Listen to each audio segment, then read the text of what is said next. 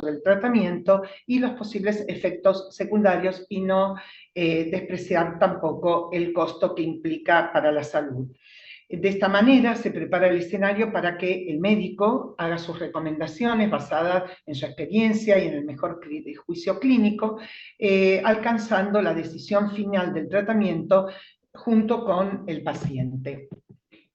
Sabemos que el hipertiroidismo es la causa más frecuente, la enfermedad de Graves es la causa más frecuente de hipertiroidismo en áreas geográficas iodosuficientes, con mayor frecuencia en mujeres entre los 30 y los 60 años.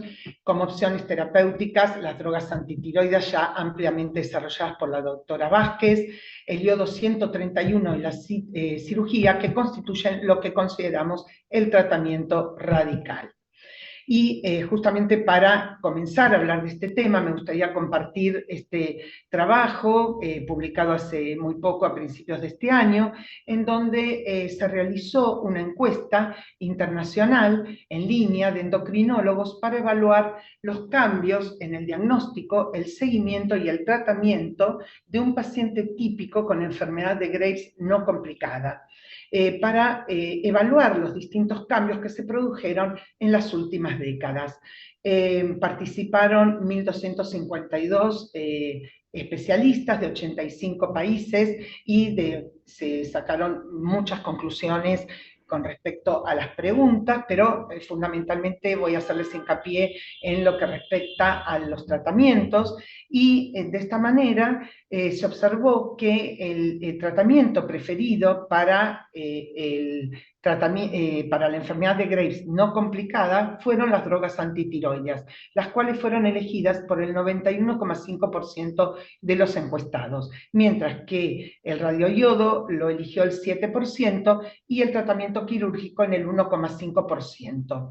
En comparación con encuestas anteriores que fueron realizadas por este mismo grupo de trabajo en décadas anteriores, lo más llamativo fue que el uso del iodo radioactivo como opción de primera línea disminuyó en todas las regiones geográficas, pero donde esta disminución fue más notable fue en los Estados Unidos, donde en la encuesta que se había realizado en el año 90, en 1990, el 69% lo utilizaba como primera línea de tratamiento, mientras que este porcentaje bajó al 11,1% en esta última encuesta.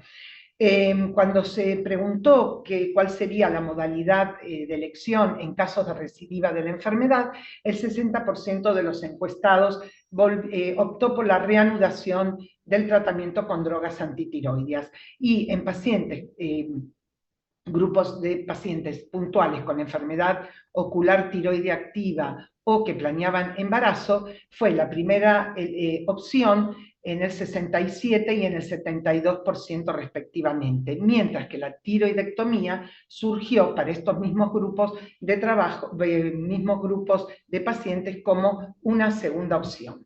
Estos resultados son bastante coherentes con los publicados en las guías de manejo del hipertiroidismo de la Asociación Europea de Tiroides, publicada en el 2018, donde ellos dividen a los pacientes en 3 grupos: los no tratados, o sea, debut de enfermedad; los que persisten hipotiroides a pesar de un tratamiento efectivo en un lapso considerable; y aquellos pacientes que recidivan la enfermedad una vez suspendido el tratamiento. Como podrán ver, en casi todos los 3 grupos se ofrece el tratamiento con drogas antitiroideas, y dejando para casos puntuales como la presencia de nódulos o de bocetos muy grandes o la presencia de oftalmopatía, los tratamientos más radicales. Y obviamente en todos casos también tener en cuenta la decisión personal del paciente. Entonces, ante este escenario, ¿qué paciente elegiríamos para el tratamiento con iodo 131?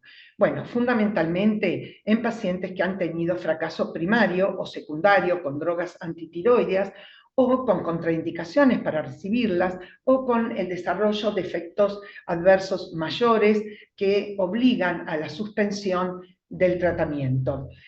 pacientes con mayor riesgo de complicaciones debido al empeoramiento del hipertiroidismo. Estos serían aquellos pacientes muy sintomáticos, los que habitualmente denominamos como pacientes tirotóxicos o muy tóxicos, cuyos valores de T4 libre suelen estar de 2 a 3 veces por encima del límite superior de la normalidad.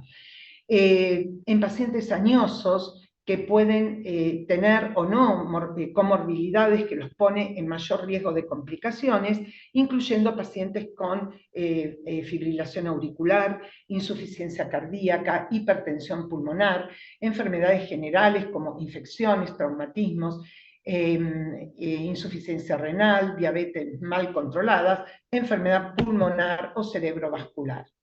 Ahora, ¿qué debemos tener en cuenta antes de indicar el yodo? Este, en principio, es un tratamiento muy bien tolerado, las complicaciones son raras, excepto las relacionadas con el agravamiento de oftalmopatía. Algunos pacientes pueden presentar cialoadenitis o dolor local, la cual suele ser transitoria y que responde a medidas locales, como el uso de analgésicos o glucocorticoides. Hay que tener en cuenta que un 15% de los pacientes pueden desarrollar oftalmopatía de novo, la cual se puede prevenir con la administración de corticoides previo al tratamiento. La tormenta tiroidea puede ocurrir en raras ocasiones. Para esto las guías aconsejan el uso de drogas para evitar la posibilidad de tormenta tiroidea. Las guías aconsejan el uso de drogas antitiroideas antes y después del yodo 131, y sobre todo en pacientes tirotóxicos que pertenecen a los grupos de mayor riesgo, como mencioné anteriormente. De utilizarse las drogas antitiroideas, estas deben ser suspendidas de 3 a 5 días antes de la administración del yodo. Y eventualmente podría reiniciarse el tratamiento de 3 a 5 días después y reducirse gradualmente durante 4 a 6 semanas a medida que se normaliza la función tiroidea y el paciente se encuentra en mejor estado clínico. De todas maneras, este tema del uso de las drogas antitiroideas pre-yodo es controvertido, y asimismo dentro de la guía de la ATA publicada en el 2011, un grupo de expertos consideró que el uso de las drogas antitiroideas no es necesaria en la preparación, ya que no existen pruebas suficientes de que el yodo empeore los aspectos clínicos o bioquímicos del hipertiroidismo. Y por otro lado, se retrasa el inicio del tratamiento efectivo. Además, mencionan que hay suficiente evidencia de que el pretratamiento con drogas antitiroideas puede reducir la eficacia posterior del yodo. Bueno, este punto entonces controvertido, queda un poco sujeto a la experiencia y a del médico tratante. ¿Qué buscamos al indicar el yodo? Obviamente el objetivo esperado es controlar el hipertiroidismo. En el mejor escenario, llegar al eutiroidismo, lo cual no siempre es frecuente, ya que en mediano o largo plazo seguramente la mayoría de los pacientes evolucionarán al hipotiroidismo. La dosis que se debe administrar debe ser suficiente, lo ideal es hacerlo en una sola dosis, que generalmente se utilizan entre 10 a 15 milicuríes. Se administra por vía oral, en cápsulas o solución, y la radiación ionizante conduce a una reducción gradual tanto de la función como del tamaño glandular. Hay que tener en cuenta que los pacientes no hayan sido sometidos a estudios radiográficos que utilicen contrastes iodados en los últimos 3 meses, que no estén tomando amiodarona o que no hayan sido sometidos a intervenciones quirúrgicas o reparaciones de heridas en donde generalmente se utilizan como antisépticos ricos en yodo, y que no estén tomando preparaciones dietéticas con algas, las cuales es bastante frecuente de ver. Es un tratamiento eficaz siempre que se deposite suficiente radiación en la glándula, que puede ser una actividad fija, como mencioné anteriormente, o calculando la actividad en función del tamaño de la tiroides y su capacidad para captar el yodo. El primer método es simple y existe evidencias que cuando se utiliza una dosis de 10 milicuríes, el 69% de los pacientes evoluciona al hipotiroidismo al año, y cuando utilizamos una dosis de 15 milicuríes, el 75% de los pacientes lo alcanzan a los 6 meses. El segundo método es una fórmula que suelen utilizar los médicos especialistas en medicina nuclear y relaciona 3 variables: la absorción de yodo radiactivo, el tamaño de la tiroides y la cantidad de radiación que se depositará por gramo de tejido tiroideo. La fórmula es la que está aquí, donde se ve el peso de la glándula por una dosis fija de 150 microcuries por gramo de tejido, dividida por la captación de 24 horas por 100, y el resultado nos va a dar la dosis estimada para ese paciente en milicuries. Para calcular el tamaño glandular se puede usar ecografías o mediante palpación. No es necesario ser muy estricto con la dieta hipoiódica preyodo, pero no está de más aconsejar evitar 7 días previos al tratamiento, evitar los alimentos que son más ricos en sal. La mayoría de los pacientes alcanzan el eutiroidismo clínico entre las 4 y 8 semanas, y acompañándose también de un mejoramiento bioquímico. El hipotiroidismo ocurre dependiendo de la dosis que uno administre entre los 2 y los 12 meses post-administración. Recordar que puede ocurrir un hipotiroidismo transitorio con la posterior recuperación completa de la función tiroidea, o incluso la recidiva del hipertiroidismo.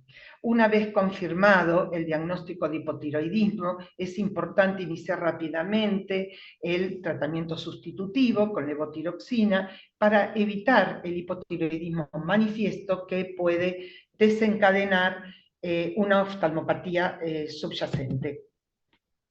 ¿Cuáles serían las contraindicaciones? Las contraindicaciones absolutas para recibir el yodo es el embarazo y la lactancia, la confirmación de la presencia de oftalmopatía de moderada a grave, grandes bocios con componente intratorácico o con nódulos coexistentes, con sospecha o confirmación de cáncer de tiroides, y pacientes que no pueden cumplir con las normas de seguridad para radiación. Entonces nos quedaría como otra alternativa de tratamiento radical la cirugía. ¿Y qué paciente elegiríamos en este caso? Bueno, primero recordar que la tiroidectomía rara vez se utiliza como tratamiento de primera línea para la enfermedad de Graves, pero podría considerarse como primera línea en aquellos pacientes con bocios grandes, con síntomas compresivos, con compromiso intratorácico, o en aquellos que se confirma o se sospecha enfermedad maligna concurrente. Los pacientes con oftalmopatía de Graves, moderada a grave, por supuesto, como en el caso anterior del yodo, en los pacientes que ha fracasado el tratamiento con las drogas antitiroideas, ya sea por intolerancia o por largo tiempo de tratamiento sin resolución, y en el caso de pacientes femeninas con intención de embarazo en los próximos 4 a 6 meses, podría ser una alternativa válida, especialmente si a pesar de los tratamientos previos no logra bajar o reducir el título de anticuerpos contra el receptor de TSH.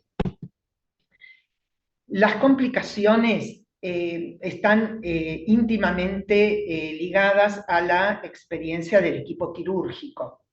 En manos de cirujanos de experiencia, la afectación de las cuerdas vocales en forma transitoria no es más del 5%, mientras que la permanente no supera el 1%. Lo mismo ocurre con la hipocalcemia, que en manos experimentadas no tiene mayor riesgo y si se presenta sería transitoria hasta en un 13% de los pacientes.